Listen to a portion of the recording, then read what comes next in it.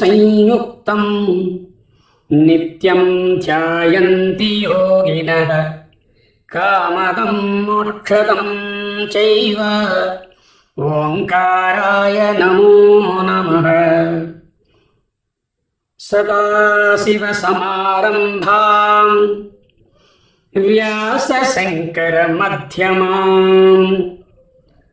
అస్మదాచార్యపర్యంతాం వందే గురు పరంపరాం. శంకరం శంకరాచార్యం కేశవం బాదరాయణం సూత్రభాష్యకృతౌ వందే భగవంతౌ పునః పునః. ధ్యానమూలం గురోర్మూర్తిః పూజామూలం గురోః పదం మంత్రమూలం గురోర్వాక్యం మోక్షమూలం గురోః కృపా.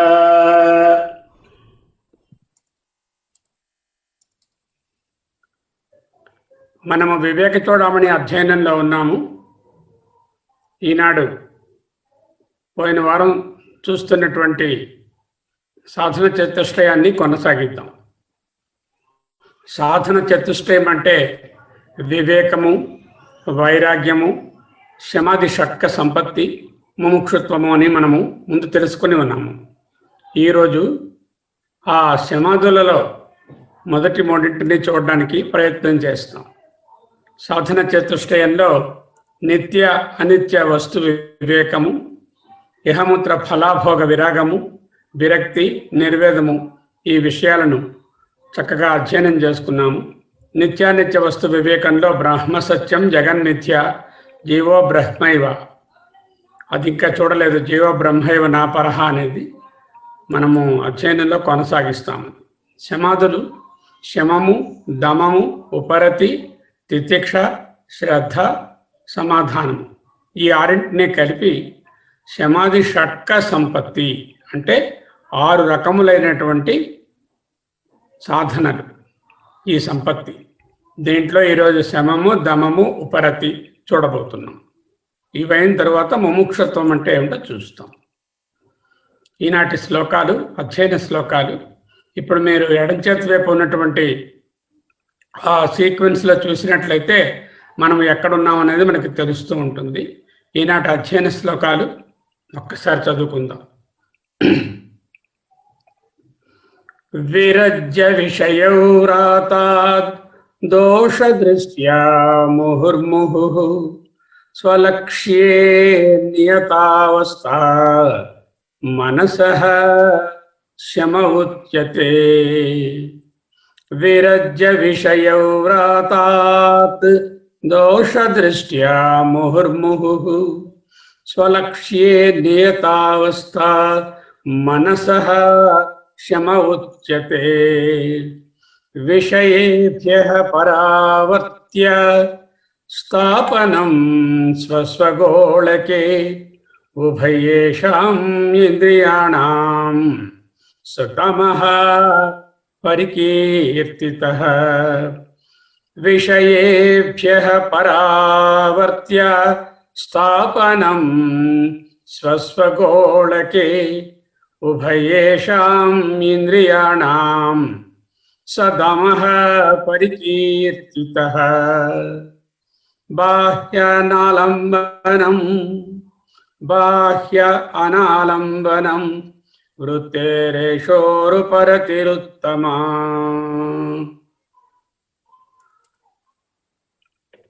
మొదటిది శమము గురించి మాట్లాడుతున్నారు.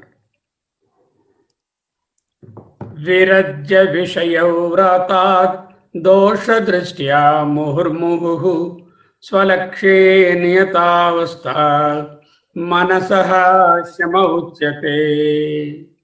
పదచ్ఛేదం విరజ్య విషయవ్రాతాత్ దోష దృష్ట్యా ముహుర్ముహుః స్వలక్ష్యే నియతావస్థ మనసః శమః ఉచ్యతే.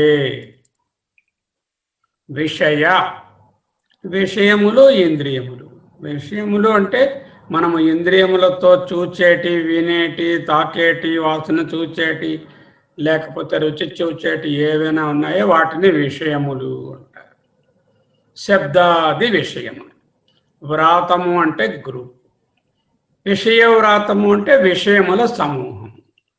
వాటిలోని దోష దృష్ట్యా వాటిలో ఉన్నటువంటి దోష దృష్టి అంటే వాటిలో ఉన్నటువంటి ఇన్కంప్లీట్నెస్ కాదు.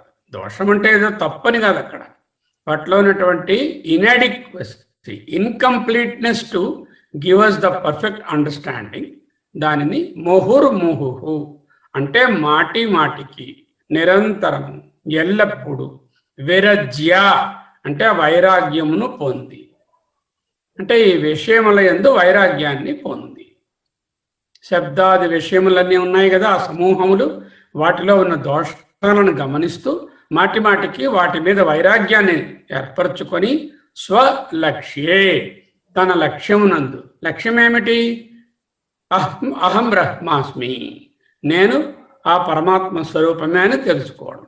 దాని యందు మనసు యొక్క నియతావస్థ స్థిరమగు స్థితి, చలించినటువంటి ఒక స్థితి, ఉనికి కలిగి ఉండడాన్ని శమః అని ఉచ్యతే చెప్పబడుచున్నది. శమము అని చెప్పబడుచున్నది. ఓకే, చూద్దాం. శమాది షట్క సంపత్తిని భగవత్పాదులు వివరణ చేస్తున్నారు. శమము అనగా సమస్త ఇంద్రియాది విషయములందరి దోషానుసంధాన దృష్టిచే మాటి మాటికి విచారించి విరక్తి చెంది స్వలక్ష్యమగు బ్రహ్మ వస్తువునందు మనస్సును స్థిరముగా నిలుపుట ఏది గలదో దానిని శమము అంటారు. అంటే అంతర ఇంద్రియ నిగ్రహము. అంటే మనస్సు ద్వారా విషయముల వైపు ఇంద్రియముల పరుగులు పెట్టకుండా ఆపుకోవడాన్ని శమము అంటారు. ఇంద్రియాలు వదిలితే బయటికి వెళ్తాయి, వాటి పనే అది. అవి బాహ్యంగా వెళ్ళి అక్కడ ఉన్నటువంటి ఇన్ఫర్మేషన్ సేకరించి మళ్ళీ తీసుకొస్తూ ఉంటాయి లోపలికి. అలా వెళ్ళిపోకుండా కంట్రోల్ చేయగలిసిన వారు ఆ తాలూకా పగ్గాలు ఉన్నది మనస్సు చేతిలో.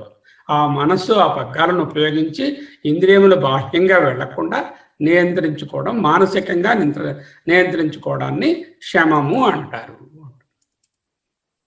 ఇంద్రియాణం పృథగ్భావం ఉదయస్తాస్తమయౌ చయత్ పృథగ్ ఉత్పద్యమానానాం మత్వా ధీరో న శోచతి. కఠోపనిషత్తు ఏమిటంటుంది? ధీరో ధైర్యశాలి అయినటువంటి వివేకవంతుడు పృథక్ అంటే భిన్న భిన్నముగా పుట్టుచున్నటువంటి ఉదయ అస్తమయౌచ అంటే శ్రోత్రాది ఇంద్రియముల యొక్క భేదాన్ని, అవి జాగ్రత్త సమయంలో ఇంద్రియాలు పుడుతూ ఉంటాయి, స్వప్నంలో మళ్ళీ తిరోభావం చెందుతూ ఉంటాయి. ఈ విధంగా పుడుతూ నిద్రిస్తూ లయమవుతూ ఉన్నటువంటి పృథగ్భావం, వేరువేరుగా ఉన్నటువంటి వాటిని ఉదయ అస్తమయౌ చయత్ పృథగ్ ఉత్పద్యమానానాం. అస్తమయం ఊరుకో, మళ్ళీ వస్తూ ఉంటాయి లేవంగానే. వాటిని మత్వా బాగా ఆలోచించి ధీరః న శోచతి అని బాగా తెలుసుకొని దుఃఖింపడు. అంటే ఇంద్రియ విషయముల వీటిలో ఎక్కువ ఏ లోలుపతము లేకుండా, దుఃఖము లేదు, వాటి మీద రాగము లేదు. ఆత్మ నిత్యత్వము, ఏకత్వ స్వభావము కలిగినటువంటిది. తాను ఆనందైక రసమై అయినటువంటి ఆత్మ అయినప్పటికీ కూడా చెవి మొదలైనటువంటి ఇంద్రియ సంఘాతాన్ని తనలో అధ్యసించుకొనున్నట్లు ఉండి జీవుడు దుఃఖిస్తూ ఉంటాడు. ఆత్మకి దుఃఖం లేదు, కానీ ఈ ఇంద్రియ వ్యాపారాల వల్ల సుఖ దుఃఖాలు ఏవైతే వచ్చాయో అవి ఆత్మ అనుభవిస్తుందా అన్నట్టు ఉంటుంది.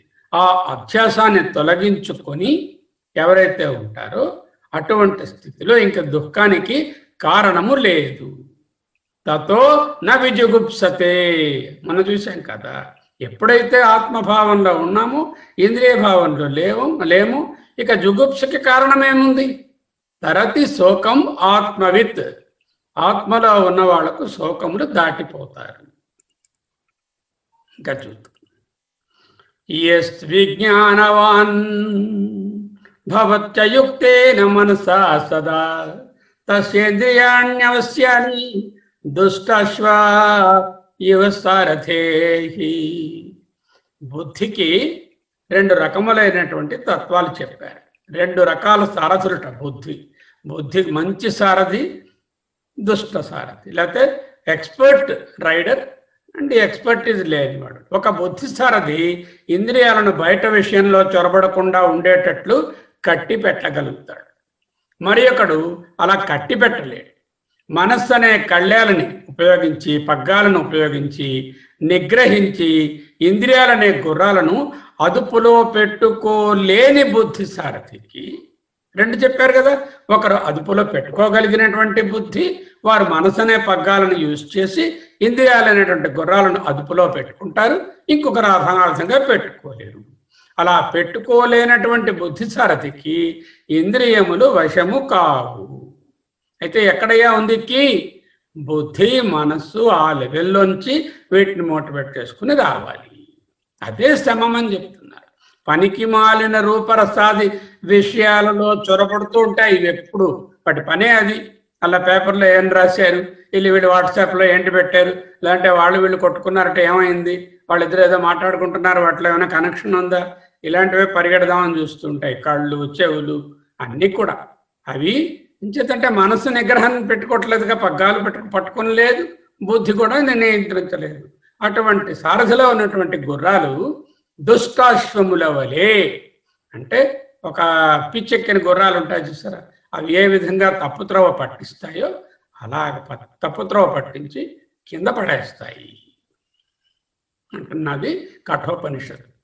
యస్విజ్ఞానవాన్ భవత్యుక్తేన మనసా సదా తస్యేంద్రియాణ్యవశ్యాని దుష్టాశ్వ ఇవ సారథే.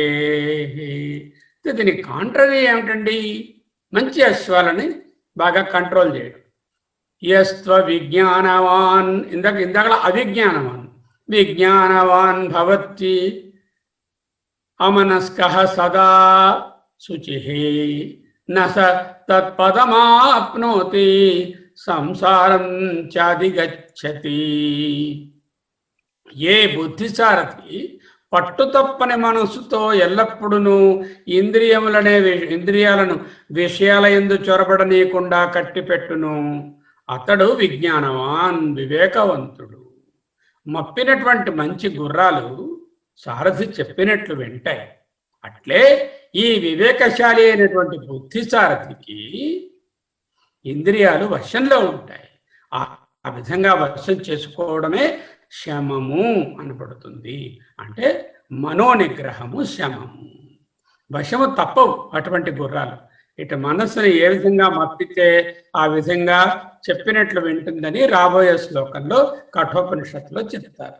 అయితే మనం మనసును మప్పుకోవడంలో ఉంటుంది. మన వాళ్ళు అంటారు కదా, వాడికి మప్పండి రాయే విషయం అంటే నేర్పించాలి మనస్సుకి. ఇది కాదు వెళ్ళవలసినది, ఇది ప్రేయ మార్గము, ఇవి అనాత్మ విషయాలు, ఇవి ఇంద్రియ లౌకిక సంబంధమైనవి, మనం చూడవలసింది వేరు అని నేర్పిస్తే ఉంటాయి. ఇంకా చూద్దాం.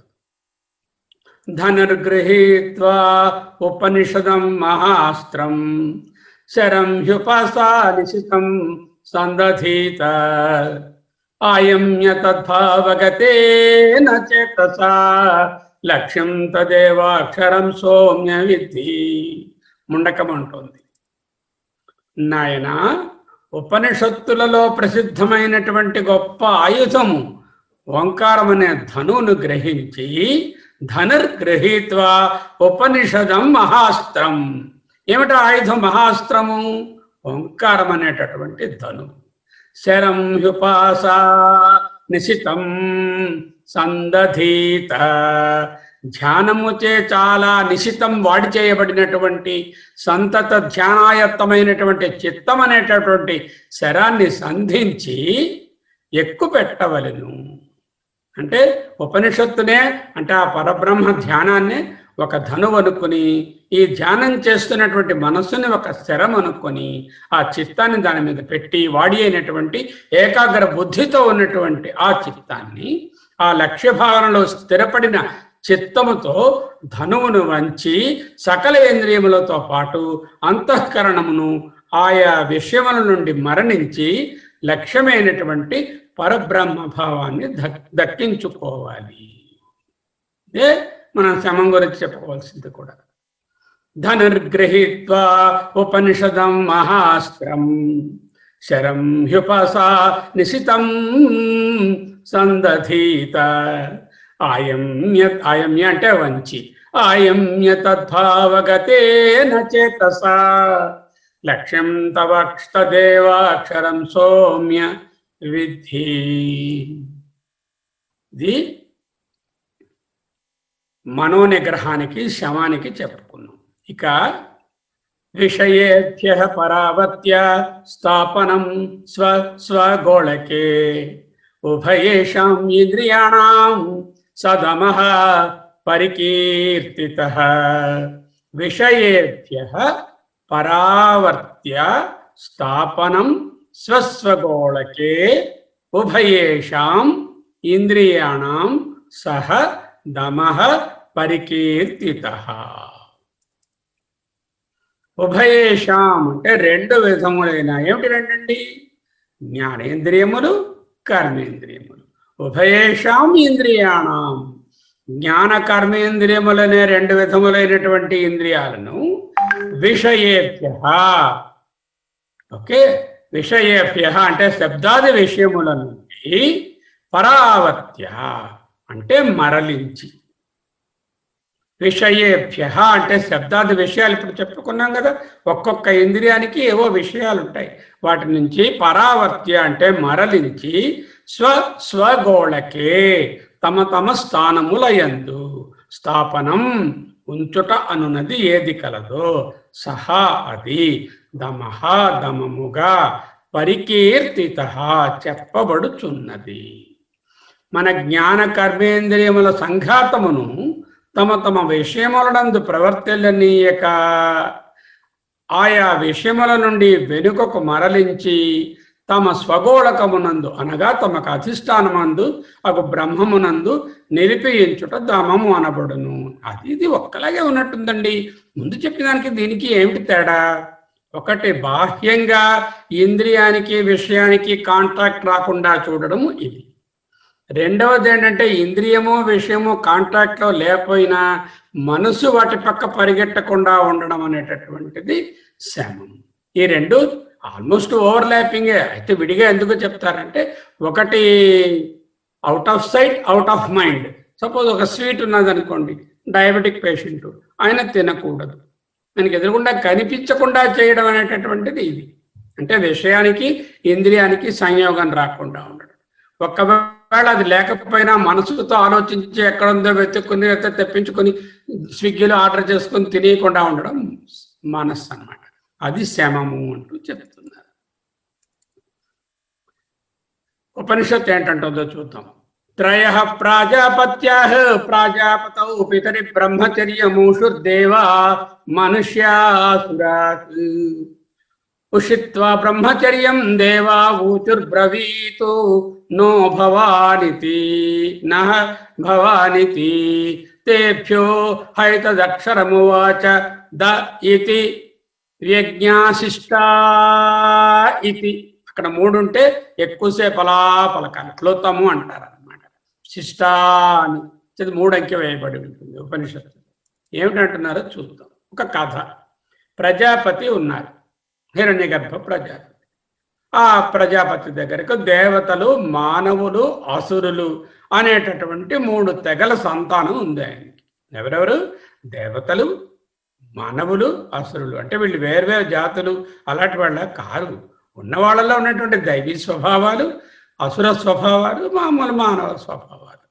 వారు తమ తండ్రి అయినటువంటి ప్రజాపతి దగ్గరికి వెళ్ళి బ్రహ్మచర్యం చేశారు. బ్రహ్మచర్యవాసం చేసి అంతా ఎందుకు తండ్రి గారిని ఉద్దేశించి తమరు మాకు ఉపదేశింపుడు. తత్రయః ప్రాజాపత్యాః ప్రాజాపతౌ పితరి బ్రహ్మచర్యం ఊషుర్ దేవా మనుష్యా అసురాః ఉషిత్వా బ్రహ్మచర్యం దేవా ఊచుర్బ్రవీతు నః భవానితి.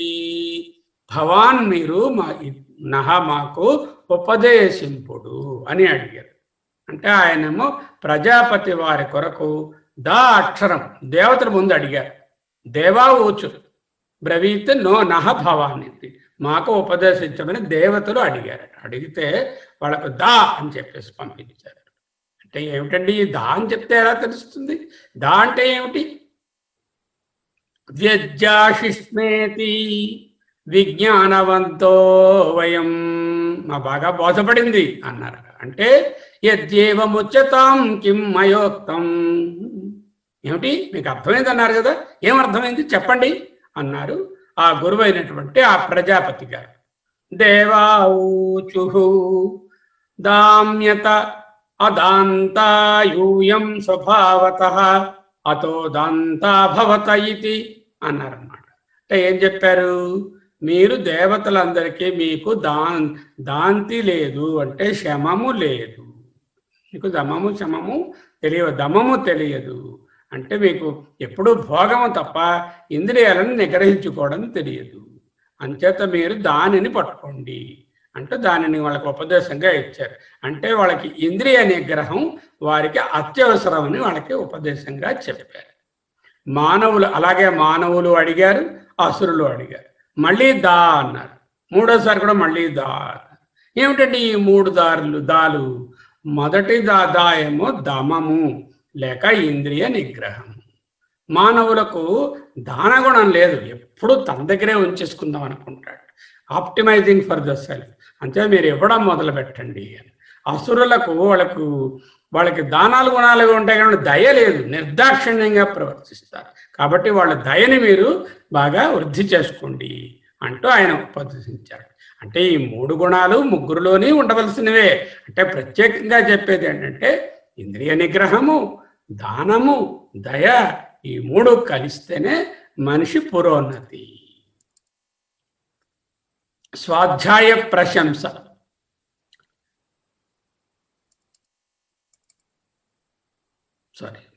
రతం చ స్వాధ్యాయ ప్రవచనే చ, రతం చ స్వాధ్యాయ ప్రవచనే చ, సత్యం చ స్వాధ్యాయ ప్రవచనే చ, తపశ్చ స్వాధ్యాయ ప్రవచనే చ, దమశ్చ స్వాధ్యాయ ప్రవచనే చ, శమశ్చ స్వాధ్యాయ ప్రవచనే చ, అగ్నయశ్చ స్వాధ్యాయ ప్రవచనే చ, అగ్నిహోత్రం చ స్వాధ్యాయ ప్రవచనే చ.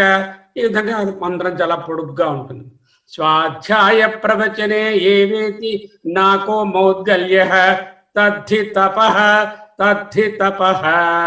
అది శ్లోకం, పొడుగ్గా ఉంటుంది మంత్రం. మనం అక్కడికి వెళ్ళినప్పుడు నేర్చుకుందాం. మొదట ఏంటన్నారు?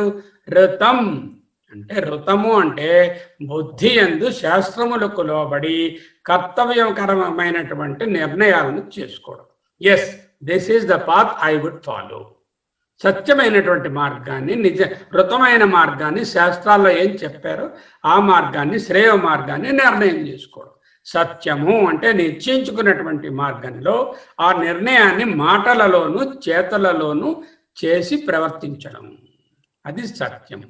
ఋతము సత్యము రెండు ఒకలాగే కనిపిస్తాయి. ఆ రెండు కలిపితేనే దాన్ని దమము. మూడోది ఋతం చ స్వాధ్యాయ ప్రవచనే చ, సత్యం చ స్వాధ్యాయ ప్రవచనే చ, తపశ్చ స్వాధ్యాయ ప్రవచనే చ, దమశ్చ స్వాధ్యాయ ప్రవచనే చ, బాహ్యేంద్రియ నిగ్రహము.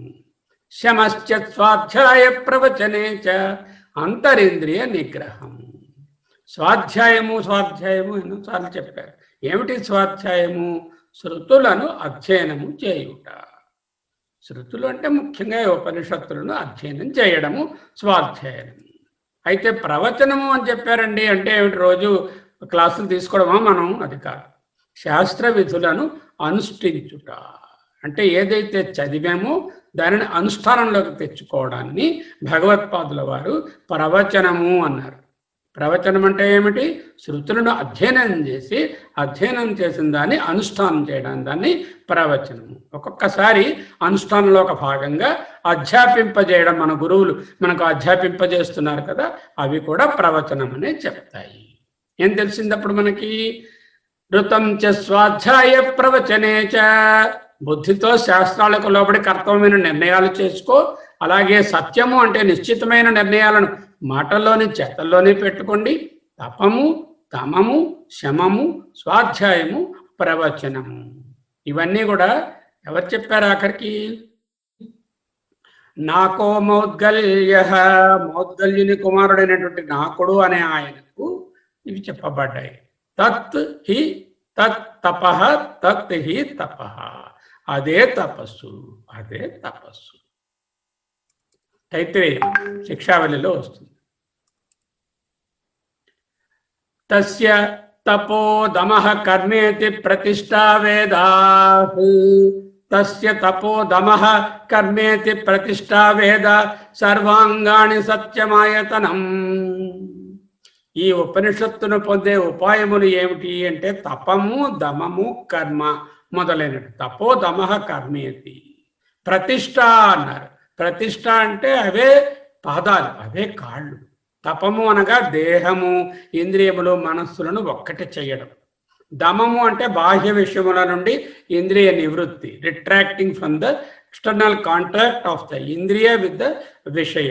యజ్ఞాదులు మొదలైనటువంటివి కర్మ. తపః, దమము, కర్మ ఇది ప్రతిష్ట. ప్రతిష్ట అనగా ఇవే కాళ్ళు. వీటిచే సంస్కరించబడినటువంటి వానికి అంతఃకరణం శుద్ధమవుతుంది. తద్వారా ఆత్మతత్వజ్ఞానము భాషిస్తుంది. సత్యం ఆయతనం అంటే దమము వేదాంగము, సత్యము నివాస స్థానము, ఆయతనం అంటే నివాస స్థానము. దమం అనేటటువంటిది ప్రతిష్ట, వేదా సర్వాంగాని అన్నారు కదా, ఇవన్నీ కూడా వేదాంగములు. ఏమిటేమి? దమము, కర్మ, ఇవన్నీ కూడా వీటిని ప్రతిష్ఠించుకొని వాటి ఆ నడవడిలో ఉంటూ సత్యమైన నివాస స్థానంలో చేరుకోవాలి అంటే కేనోపనిషత్తు చెప్తుంది. ఇక మూడవ పాయింట్, శమము అయింది, దమము అయింది. ఇప్పుడు ఉపరతి, బాహ్య అనాలంబనం వృత్తేర్ ఏషోర్ ఉపరతి ఉత్తమ. బాహ్య అనాలంబనం వృత్తే ఏషో ఉపరతిర్ ఉత్తమ. బాహ్య అనాలంబనం వృత్తే ఏష ఉపరతి ఉత్తమ. వృత్తే అంటే వ్యాపారం, అంతఃకరణ వ్యాపారం. వృత్తులంటే అవి సంకల్పములు, సంకల్పముల నుంచి వచ్చేటటువంటి ఒక మనసులో నిశ్చయాలు, ఆ నిశ్చయాలు వృత్తులు. ఆ వృత్తులే ప్రవృత్తులుగా మనకి బయటకి వచ్చి మన చేత చేపిస్తూ ఉంటాయి. అంతఃకరణ వ్యాపారాలను వృత్తులు అంటారు. బాహ్య అంటే బ్రహ్మేతర విషయముల బయట విషయముల యందు, అంటే ఆత్మ కాని విషయముల యందు, అనాత్మ విషయముల యందు, ఆత్మ విషయం బ్రహ్మ కాని విషయముల యందు అనాలంబనం. ఆలంబనం అంటే దాన్ని పట్టుకుని వెళ్ళడం.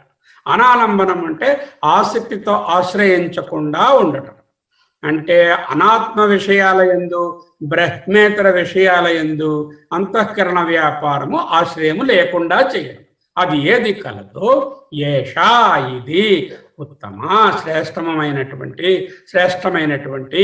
ఉపరతి, ఉపరతి శాంతి. ఏమిటి చెప్పారండి? మొట్టమొదట శమం. There is no mental craving for anything which is అనాత్మ. రెండోది ఏంటి? దమము. సరే, ఇంద్రియ ఎదురుగుండా ఉన్నా కూడా వాటిని అనుభవించకుండా ఉండడం, వాటి వైపు చూడకుండా, ఆ విషయాల వైపు వెళ్లకుండా దమం. ఈ రెండు చేస్తే మనసుగా మరి ఖాళీ అయిపోయాయి కదండి. వాటికి ఏదో పని ఇవ్వాలి కదండి.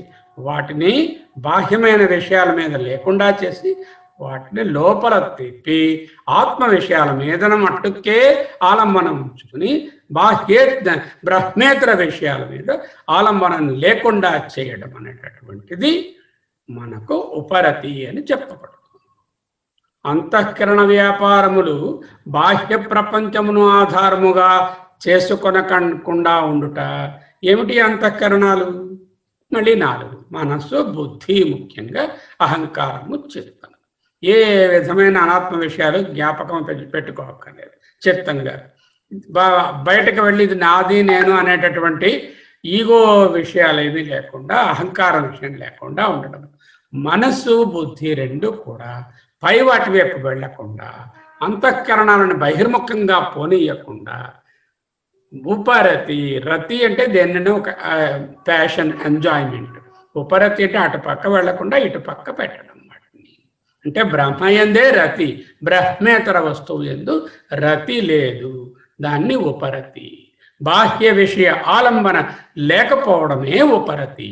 అయితే బాహ్య విషయ ఆలంబన లేకపోతే ఖాళీగా మైండ్ ఉండదు కదా. దాన్ని we have to create in the gap that has come. దానికి ఏదో పని. ఆ పని ఏంటంటే ఇది కాదు నాయన, ఇది చూడాలి. ప్రయోగ మార్గాన్ని వదిలేసుకున్నారు, శ్రేయ మార్గం వైపు, బ్రహ్మ వైపు వెళ్తున్నారు.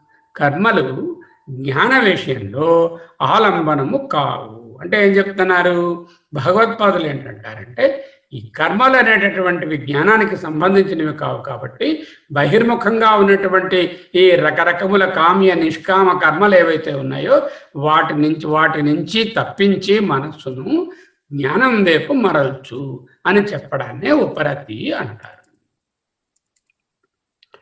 ఇక నారద పరివ్రాజకోపనిషత్తు చాలా చక్కని ఉపదేశాలు. ఇందులో 3వ ఉపదేశము 4వ దాంట్లో ఒక మంత్రము తీసుకుందాము. 3వ ఉపదేశంలో 53లో చెప్తున్నారు, ఏక ఏవ చరే నిత్యం, ఏక ఏవ చరే నిత్యం, సిద్ధ్యర్థమసహాయక, సిద్ధమేకస్య పశ్యన్ హి నజహాతి నహీయతే. వైరాగ్యంతో కూడి ఒక్కడే సంచరించాలి. ఏక ఏవ చరే నిత్యం, సిద్ధ్యర్థం అసహాయక, ఎవరి సహాయము తీసుకోకూడదు. సిద్ధమేకస్య పశ్యన్హి నజహాతి నహీయతే. ఏకాంతంగా ఉండేవాడు సిద్ధిని పొందుతాడు. అతడు ఆత్మసిద్ధి విషయంలో తక్కువతనాన్ని పొందడు. ఆత్మని అతడు విడిచిపెట్టడు. నజహాతి నహీయతే అన్నారు. ఇంకా చూడండి, కపాలం వృక్షమూలాని కుచలాన్య సహాయత, సమతా చైవ సర్వస్మిన్ ఏతన్ముక్తస్య లక్షణం. కపాలం భిక్షాన్నానికి ఒక పుర్రెను, వృక్షమూలాని నివాసానికి చెట్టో పుట్టో గుడో ఏదుంటే అది, కుచేలాన్ కప్పుకోవడానికి జీర్ణ వస్త్రం. కుచేలం అంటే చెయ్యిపోయిందో మాసిపోయిందో చిన్నదో ఏదుంటే దాంతో. అన్నిటి యందు సమత్వము కలిగి, సమతా చైవ సర్వస్మిన్, అన్నిటి విషయాలలోనూ అందరి విషయాలలోనూ సమత్వాన్ని కలిగి ఉండడు. ఏతన్ముక్తస్య లక్షణం. ఏకాకీ నిహస్పృహస్తిష్టేన నహికేన సహాలపేత్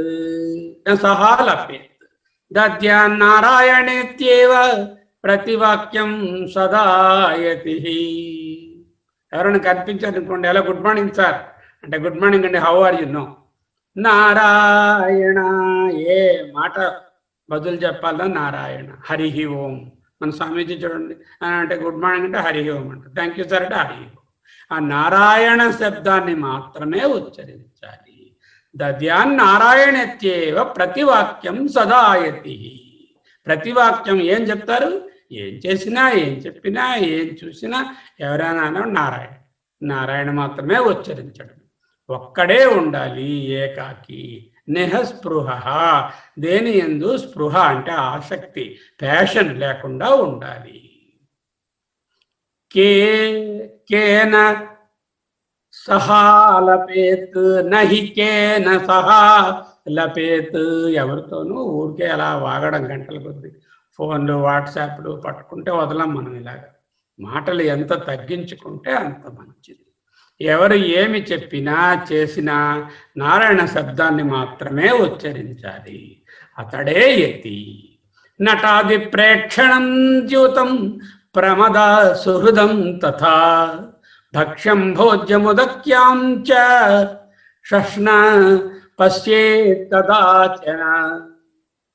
నటాది ప్రేక్షణం, నటుల అభినయాన్ని చూడడం. అంటే టీవీలు, సినిమాలు, డ్యాన్సులు, డ్రామాలు, వీటి మీద ఇంట్రెస్ట్ వాళ్ళకి లేదు. ఎందుకంటే వాళ్ళు ఆత్మ గురించి ఆలోచిస్తున్నారు.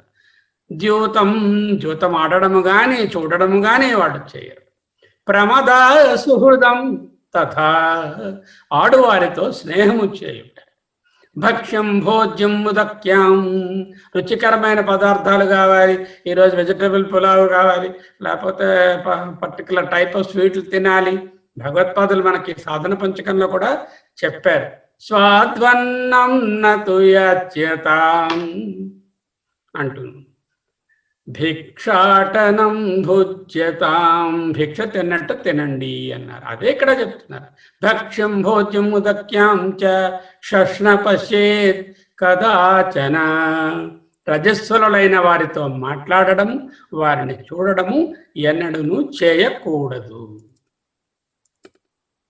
రాగం ద్వేషం మందం మాయాం ద్రోహం మోహం పరాత్మసు, పరాత్మసు ఇంకొకరిని చూసినప్పుడు వాళ్ళ పట్ల రాగం ద్వేషం మందం మాయాం ద్రోహం మోహం, రాగము ద్వేషము అతి సంతోషము మాయా జీవుల యందు ద్రోహబుద్ధి. రాగము ద్వేషము అతి సంతోషము మాయ, జీవులు ఏ జీవిని చూసినా ద్రోహబుద్ధి మోహము, ఈ 6. ఇందక్కడ దాంట్లో కూడా ఈ 6 అనే మాట ఉంది. అక్కడ 6 అంటే నెంబర్ 1 2 3 4 అయిపోతారు. మిగతా ఏదో ఎగ్జాంపుల్గా 6 చెప్పారు. ఆ పాదంలో షట్ అని రాస్తారు. షడేతాని షన్నాము అన్నప్పుడు అంటే 6 అనే అర్థంలో చెప్తారు అన్నమాట. ఇతరుల యందు పూర్తిగా విడిచిపెట్టాలి. ఏమిటంటే విడిచిపెట్టాలి? రాగద్వేష అతి సంతోష మాయ దోహబుద్ధి మోహము. ఇవే నారద పరివ్రాజకోపరి.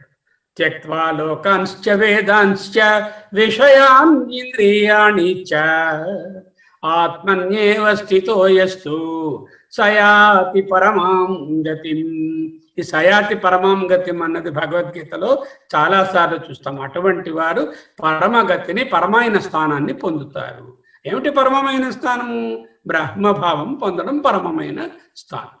త్యక్త్వా లోకాంశ్చ వేదాంశ్చ, లోకములను, మనుష్యులను, వేదములను, ఇంద్రియములను, ఇంద్రియ విషయములను, ఈవెన్ వేదాలను కూడా త్యక్త్వా అంటే ఇంతకు ముందు మనం నేర్చుకున్నాం. అక్కడికి ఎక్కే వరకే నిచ్చెన, ఎక్కిన తరువాత మరి నిచ్చెనతో పని లేదు, మరి దిగకూడదు కదా, అక్కడే ఉండాలి కదా. ఇవన్నీ కూడా ఈ వేదములు, ఉపనిషత్తులు, ఈ అధ్యయనాలు ఇవన్నీ కూడా ఆత్మతత్వాన్ని తెలుసుకునేటటువంటి మంచి శబ్ద ప్రమాణాలు. కానీ చేరిన పిదుప వీటితో కూడా వారికి పని ఉండదు. ఇంద్రియ విషయాలను విడిచిపెట్టాలి. దేని యందు రతి కలిగి ఉండాలి? ఆత్మన్యేవ స్థితో యస్తు, ఆత్మరతియే ఉపరతి, ఆత్మయందే రతి కలిగి ఉండాలి. రతి అంటే passion, intense love, devotion, dedication to a thing is called the రతి. అటువంటిది ఆత్మ దగ్గర ఉండడాన్ని ఉపరతి అంట. ఇతరములన్నిటి యందు ఉపరతి కలగాలి. అట్టివాడే పరమమైన స్థానాన్ని పొందుతాడు. మనం చూసాం సాధన పంచకంలో, పాపౌఘ పరిధూయతాం భవసుఖే దోషోనుసంధీయతాం అంటూ చెప్పారు. ఇక్కడ కూడా భగవత్పాదులు ఏంటంటున్నారు? దోష దృష్ట్యా ముహుర్ముహు, ఈ భవసుఖములలో దోష దృష్టి ఏమిటున్నదో తెలుసుకొని విషయముల యొక్క అనుభవంలో ఉండే దోషాలని గ్రహించు అంటూ అక్కడ 6వ మెట్లో చెప్పిన విషయాన్ని ఇక్కడ కూడా ఆయన మళ్ళా మనకి బోధించారు. విరజ్య విషయవ్రాత దోష దృష్ట్యా ముహుర్ముహు. What are the defects in the sense pleasures? అంత సుఖాన్ని కలిగిస్తాయి, అంత టెంపరీగా ఏదో సంతోషాన్ని కలిగిస్తాయి కదా, వాటిని ఎందుకు వదులుకోమంటున్నారు? వాటిలో ఉన్నటువంటి దోషం ఏమిటి? బాధాకరము, హద్దు మీరినచ్చో నిరుత్సాహకరం. ఒక గులాబ్ జాము 8వ గులాబ్ జాము, ఒక గ్లాసు పాయసము 10వ గ్లాసు పాయసము. ఆలోచించండి. ఒక చుక్కంత సుఖము, సముద్రమంత దుఃఖము. పోనీయగా పర్మనెంట్గా ఉంటాయంటే తాత్కాలికము, క్షణికము, అశాశ్వతము. విష వలయము, cycle, they are vicious cycle, స్వయం వృద్ధి, self perpetuating. And they ensnare us, అంటే they make us a servant to them, make us subserve the ఇంద్రియ భోగాస్ లోపరుచుకుంటాయి. విషయ సుఖాలు అనంతము. We can never exhaust the enjoyments. నిజముగా తుదలేనివి, వెరీలీ లిమిట్లెస్. కామము అరిషడ్ వర్గాలనే తోడు దొంగలకు నాయకుడు. అనుభవించిన కొద్దీ ఇంకా కావాలి. దుర్వ్యసనాలు అయితే ఇంకాను మరీని. మామూలు వ్యసన ఏదో అనుభవాలు ఒక లెవెల్కుంటే దుర్వ్యసనాలు అంటే ఎడిక్షనే వచ్చేస్తుంది. Dose response intensifying and addiction. ఎంతటి భోగాలైనా సంపదలైనా ఇక్కడితో సరి. ఇక మీదట అవి కంటిన్యూ అవ్వవు, క్యారీ ఫార్వర్డ్ అవ్వవు. ఈ దోషాలు చాలవు వీటిని మనం పక్కన పెట్టడానికి. అనుభవించిన కొద్దీ అసంతృప్తి, దిల్ మాంగే మోర్, ఇంకా కావాలి, లస్ట్ మన ఏకాగ్రతను భంగపరుస్తాయి. ఏదో దాని మీద కాన్సన్ట్రేటెడ్గా ఉందామంటే విషయం వైపు వెళ్ళామా, ఆ టీవీ ప్రోగ్రామ్, ఆ క్రికెట్ మ్యాచ్, లేదంటే అలా వాళ్ళతో మాట్లాడాలి, భాతాకాని కొట్టాలి, వాటి పక్క తీసుకుపోతుంది. ఒత్తిడి పట్టుకొస్తాయి మనస్సు మీద. నువ్వు ఇది ఆపేసి అట్టు వెళ్ళిపో, ఇవాళ ప్రజెంటేషన్ సరిగా చేయకపోయినా పర్వాలేదు, నువ్వు చక్కగా ఇవాళ క్రికెట్ మ్యాచ్ చూసుకో అంటూ చెప్పేస్తూ ఉంటాయి. ఆకాంక్ష, అపేక్ష, తారతమ్యాలను ఎక్కువ చేస్తాయి. ఎప్పుడైతే మనకి ఈ ఇంద్రియ భోగాలు ఉన్నాయో, నాకన్నా వాడికి ఎక్కువ ఉందనో తక్కువ ఉందనో, తక్కువ భావమో ఎక్కువ భావమో, న్యూనభావము ఔన్నత్య భావము ఏవో ఒకటి వస్తూ ఉంటాయి. ఏ విషయ సుఖము not absolute, it is not సంపూర్ణం, it is only relative. Because ఈ సుఖం కన్నా ఇంకొక సుఖం అయితే దీనికన్నా ఎక్కువది ఉంటుంది. అంచేత సాపేక్షమే అవుతాయి. దేహాత్మ బుద్ధిని వృద్ధి చేసి స్వార్థపరులుగా మనను కంప్లీట్గా దాని పక్క చెప్పేస్తాయి. Binders to the body ideation and makers egocentric. మనసు చెదిరిపోవడానికి విషయ సుఖాలే కారణం. అటువంటి చెదిరిపోయిన మనసు ఇంకా రతి తప్ప ఉపరతి ఏముంటుంది? వాటితోనే అనుభవాల్లోనే ఉంటాం. మరి ఉపరతి లేదు, ఆత్మ పక్క దృష్టి లేదు. స్వార్థం వలన మన శ్రేయస్సునే చూసుకుంటూ సర్వమానవ శ్రేయస్సుని మనము విస్మరించడానికి ఏ విధమైనటువంటి సంకోచము ఉండదు. వెనుకాడకుండా మన optimize to the self even at the expense of others. Self centric and forgets universal welfare. ఆత్మబుద్ధితో సాధన అది ఇహపరముల రెండింటికి. దీని రెండింటికి ఆపోజిట్ ఏమిటి? ఆత్మబుద్ధితో సాధన. అది ఉంటే here you are happy and hereafter you have paved way for a better future, maybe better జన్మ ఇఫ్ యు ఆర్ లక్కీ. ఆత్మజ్ఞానం ఇక్కడ వస్తే మేబీ నో జన్మ also. This can be carried forward. ఇంకా కోరిక ఏదైనా కలిగినప్పుడు నిజంగా అది ప్రశ్నించుకోవాలి, నిజంగా అది తీర్చుకోవాలా? Is it a must that I must do it? Do I need it? The answer is very strong, yes. అది ఇప్పుడే అయిపోవాలా? Is it so urgent? Must I rush for it అనే ప్రశ్న వేసుకోవాలి. కామాలను పట్టుకుని వేలాడితే అవి మన గొంతు పిసికేస్తాయి. అవి కలిగినప్పుడు విస్మరిస్తే, ఏదైనా ఒక కోరిక, ఒక ఇంద్రియ అనుభవం కావాలనుకున్నప్పుడు అణిగిపోతుంది. The moment you stop thinking about it and then put it aside, both in physically as well as mentally. Physically అంటే దమము, మెంటలీ అంటే శమము. అది ఆటోమేటిక్గా అణిగిపోతుంది. తర్వాత ఉపరితి చేసి మనసుని ఇంకొక వైపు తీసుకుపోతే వాటిని మర్చిపోతుంది. మళ్ళీ తిరిగి అడగదు మనసు. ఒకసారి అడుగుతుంది, మనమే దాన్ని పట్టుకుని ఊరికే ఆ సంకల్పాన్ని ఒక యాక్షన్గా మార్చేయడానికి ప్రయత్నం చేసేస్తూ ఉంటాం మనస్సులో. అంచేత సంకల్పం కలిగినంత వెంటనే అది కావాలి అని కోరుకోకూడదు. దాన్ని పక్కన పెడితే వెంటనే ఆన్సర్ చేయకుండా ఉంటే అదే ఆగిపోతుంది. తప్పనిసరి అయితే అత్యంత జాగరూకతతో లిమిటెడ్గా వాటిని ఎలా నేర్పుగా చేసుకుని బయటికి రావాలో తెలుసుకోవాలి. మిక్కిలి మంచి తరుణాలని మనం అనుకున్నామే, ఏవైతే చాలా మంచి ఎక్సలెంట్ మూమెంట్స్ అనుకున్నాం, అవన్నీ కూడా కరిగిపోయాయి, కరిగిపోతాయి, కరిగిపోతూనే ఉంటాయి. జీవితము క్రిందకి మీదకి తిరిగేటటువంటి చక్రము. It's not a straight line. మీదనున్నట్టుగా ఉంటుంది, మళ్ళీ కింద పడేస్తుంది, మళ్ళీ మీదకి ఎక్కుతున్నాడు. ఈ సైకిల్లో అలా ఉంటూనే ఉంటాం. మనస్సులోని ఆడంబరత్వము మిగుల అస్థిరం. సామాన్యమైన జ్ఞానం అంటే కామన్ సెన్స్ ఉండాలి. కానీ common sense is some that commodity which is not common. Though it is called common sense, it is not commonly prevailing in us.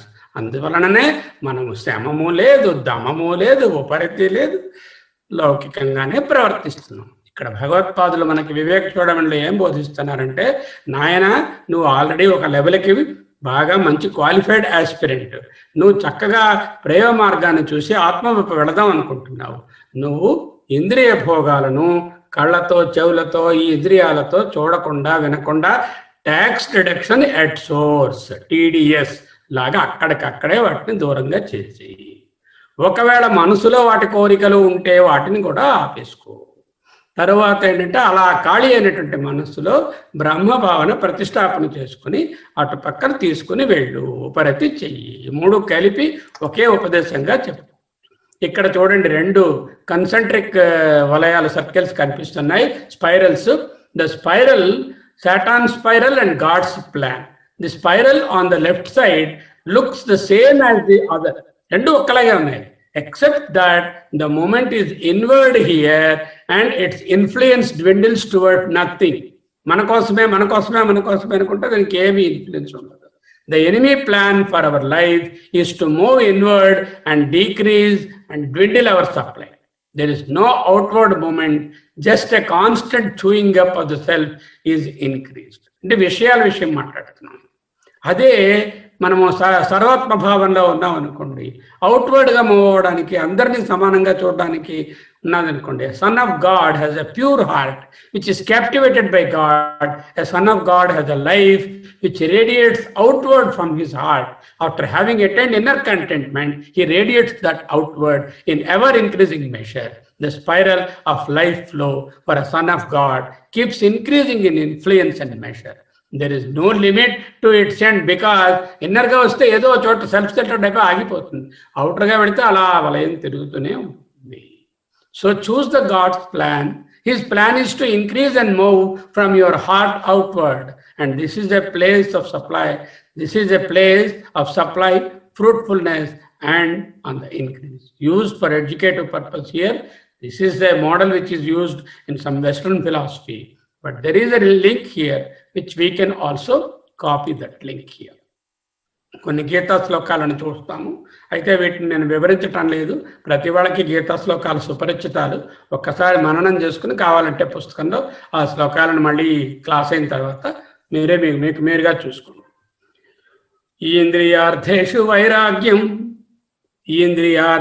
వైరాగ్యం అనహంకారమేవ చ అనహంకార ఏవ చ జన్మ మృత్యు జరా వ్యాధి దుఃఖ దోష అనుదర్శనం అశక్తిర్ అనభిషంగ పుత్రదార గృహాదిషు నిత్యం చ సమచిత్తత్వం ఇష్టానిష్టోపపత్తిషు అంటూ భగవద్గీతలో చెప్పింది. భాగవతంలో చెప్పినటువంటి మాట చూడండి. న జాతు కామః కామానాం ఉపభోగేన శమ్యతి హవిషా కృష్ణవత్మేవ భూయ ఏవాభివర్ధతే బుద్ధ్యా విశుద్ధయా యుక్తో ధృత్యాత్మానం నియమ్య చ శబ్దాదీన్ విషయాన్ త్యక్త్వా రాగద్వేషౌ వ్యుధస్య చ వివిక్త సేవీ లఘ్వాసి యత వాక్కాయ మనసః ధ్యానయోగపరో నిత్యం వైరాగ్యం సముపాశ్రితః వివిక్త సేవీ లఘ్వాసి యత వాక్కాయ మనసః ధ్యానయోగపరో నిత్యం వైరాగ్యం సముపాశ్రితః అహంకారం బలం దర్పం కామం క్రోధం పరిగ్రహం విముచ్య నిర్మమః శాంతో బ్రహ్మభూయాయ కల్పతే. ఇంకా 75వ శ్లోకంలో వివేక చూడామణిలో చెప్తారు. యేషు మూఢ విషయేషు బద్ధాః, విషయములతో బద్ధుడైనటువంటి మూఢుడు రాగోరుపాసేన సుదుర్దమేన, రాగము అనేటటువంటి ఉరుపాశం, చాలా స్టౌట్ అండ్ వెరీ స్టబర్న్ ఒక రోప్ అన్నమాట. ఆయాంతి నిర్యాంత్యదోర్ధ్వముచ్చై, కిందకి మీదకి కిందకి మీదకి. ఆయాంతి నిర్యాంతి అథ ఊర్ధ్వం ఉచ్చైః స్వకర్మదూతేన జవేన నీత. ఇందాక చెప్పారుగా 2 శ్లోకాలు. బుద్ధి అనేటటువంటి ఒక సారథి, ఆ సారథి చేతిలో కళ్యాలు, ఆ కళ్యాలకేమో గుర్రాలు ఇంద్రియాలు అంటూ దాని తాలూకా మరొక రిఫ్లెక్టెడ్ శ్లోకము అదే కఠోపనిషత్తులో చెప్పినటువంటి శ్లోకమే అందరికీ ఫెమిలియర్ అయింది. ఆత్మానం రథినం విద్ధి, ఆత్మయే రథినం, శరీరం రథం ఏవచ, బుద్ధింతు సారథిం విద్ధి, బుద్ధిగారు సారథి, మనః ప్రగ్రహమేవచ, మనసే కళ్యాలు, ఇంద్రియాణి హయాన్యాహు, ఇంద్రియములు గుర్రములు, విషయాన్ స్తేషు గోచరాన్, ఆ గుర్రములు ఎటుపక్క అటు వెళ్తూ ఉంటాయో అవే విషయములు. ఆత్మేంద్రియమనోయుక్తం భోక్తేత్యాహ మనీషిణః, ఈ విధముగా బుద్ధిమంతుడైనటువంటి సారథి మనస్సు అనేటటువంటి కళ్యాలతో ఇంద్రియాలనేటటువంటి గుర్రాలను విషయాలనేటటువంటి చరిత్రలో పోకుండా చక్కగా నడుపుకుంటాడు. వాడు ఆత్మభావాన్ని పొందుతారు. వాళ్ళ ప్రయాణం చక్కగా సాగుతుంది. అంటే వాళ్ళ ఆత్మతత్వంలో చక్కగా వాళ్ళ రథాన్ని అంటే ఈ దేహాన్ని నడుపుకుంటారు అంటూ చెప్తున్నారు. సత్యం జ్ఞానమనంతం నిత్యమనాకాశం పరమాకాశం గోష్ఠ ప్రాంగణరింఖణలోలం అనాయాసం పరమాయాసం మాయాకల్పితనానాకారం అనాకారం భువనాకారం క్ష్మమానాథమనాథం ప్రణమత గోవిందం పరమానందం, ప్రణమత గోవిందం పరమానందం.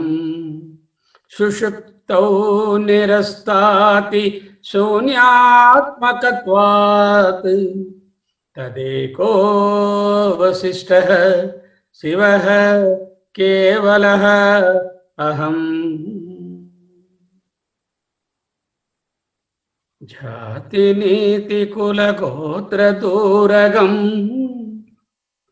నామరూప గుణ దోషవర్జితం దేశకాల విషయాతివర్తియత్ బ్రహ్మతత్వమసి భావయాత్మని, బ్రహ్మ తత్ త్వం అసి భావయ ఆత్మని. హరి ఓం. శ్రీ గురుభ్యో నమః.